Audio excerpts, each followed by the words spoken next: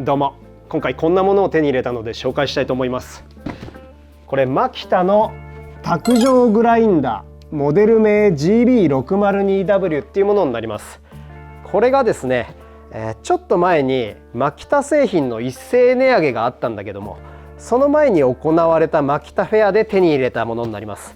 なのでこれ値上げ前に手に入れることができました。じゃあちょっとこれ早速開封してみましょう。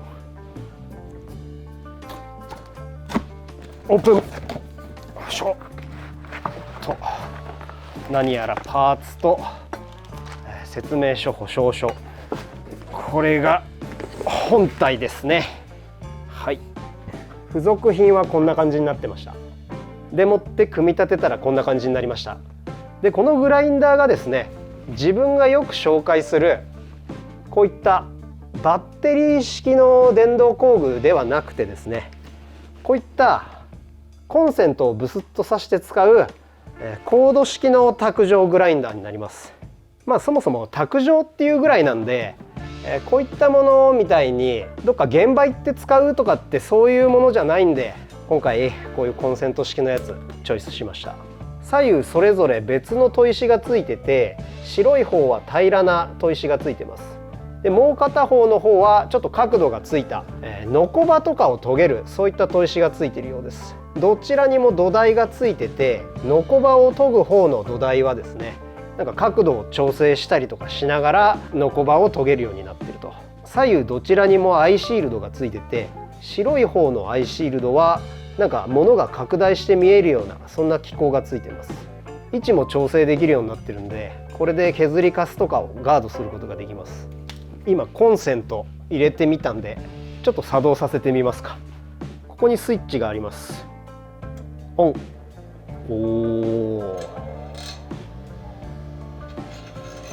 これは今使わないんで取っときます。音はそんなにうるさくはないですね。っていうかなんかライトがつきます。これ見やすくていいですね。このアイシールドはこんな感じで角度変えれたりとか、そもそもこれ自体を動かすことができます。こっちも同様ですね。でこれを押すと止まると。ここがクーラントトレイって書いてあります。刃物などの焼けを防止するための冷却用の水などを入れてくださいって書いてありますね。ここには水を入れるそうです。この卓上グラインダー何に使うかというと、いろいろ使うんですけど、こういった鉄材の加工ですね。こういったものの先端削ったりとか、この角張ったところをこう丸めてあげたりとかですね。あとはこういうものですね。ナタとかこういったものを刃こぼれしたやつを研いだりとか、あとはうちわさび農家なんですよ。でわさびの加工する時に使うこういった小型の包丁ですね。自分のやつだったりとか従業員さんのやつだったりとかで、これまだ氷山の一角で、これよりもうちょっと大きいサイズのやつが、もうちょっとあったりだとか、意外と包丁を研ぐっていう作業あってですね、こんな感じで研いだりするわけなんですけど、わさびって砂利というか砂地にこう植えてあるんで、そういったわさび加工する時にですね、小石切っちゃったりとかすると結構刃こぼれしたりとかするんで、本当に結構な頻度で研ぐんですよね。で、要は荒研ぎですね。荒研ぎにこれ使ってあげようかなと思うんだけども、これ手で一本一本やるの本当しんどいんですよ。なのでそういうのにも使えたらいいなと。であとは趣味で、自分キャンプやってるんですけど、これグレンスフォシュっていう小型の斧ですね。この前ちょっと誤ってコンクリの上にこうやって落としちゃって刃こぼれしちゃったんですよ。こういったものも研げたらなと思います。じゃあちょっと試しに、この辺りから研いでみますか。スイッチオン。ここ削ってみます。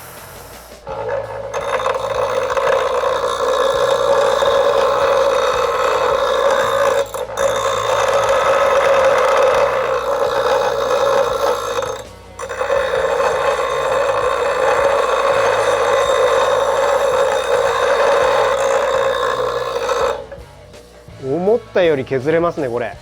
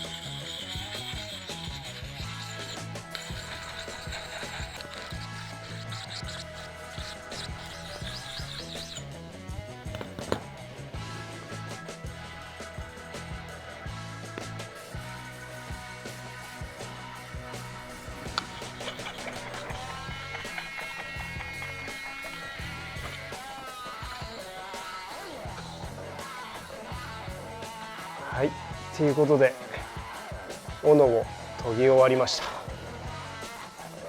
切れ味はどんな感じでしょうか。まあまあいい感じ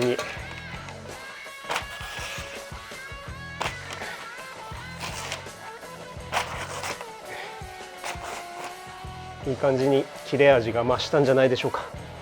まあ、こんな具合に、斧だったらこの荒研ぎ一番最初の段階ですね、これをやってあげるには十分じゃないかなっていう感じです。まあ、これと同じようにやってあげればこのナタとかも復活できると思います。これまた機会があったらやりたいと思います。ただちょっと想像以上にこの削れちゃうので、まあ、ここに、ついている砥石の粗さにもよると思うんだけど、想像以上の威力だったんで、こういう細かい包丁を研ぐにはちょっと研ぎすぎちゃうかもしれないです。なので、まあ、こういったものの粗研ぎとかこういう重機用のアタッチメントを作る時のこういう粗削りする時に使おうと思います。もしこういうのに向いてるなんか研ぐ機械、もしマキタであれば知ってる方がおりましたらコメント欄にコメントいただけると多分買うと思うのでよろしくお願いします。ということでマキタ製品値上げする前にこんな感じで他にももうちょっといろんな工具買ったのでまた機会があれば紹介したいと思います。ということで今回はマキタの卓上グラインダー GB602W を使ってみたっていう動画でした。最後までご視聴いただきありがとうございました。また次の動画でお会いしましょう。それでは。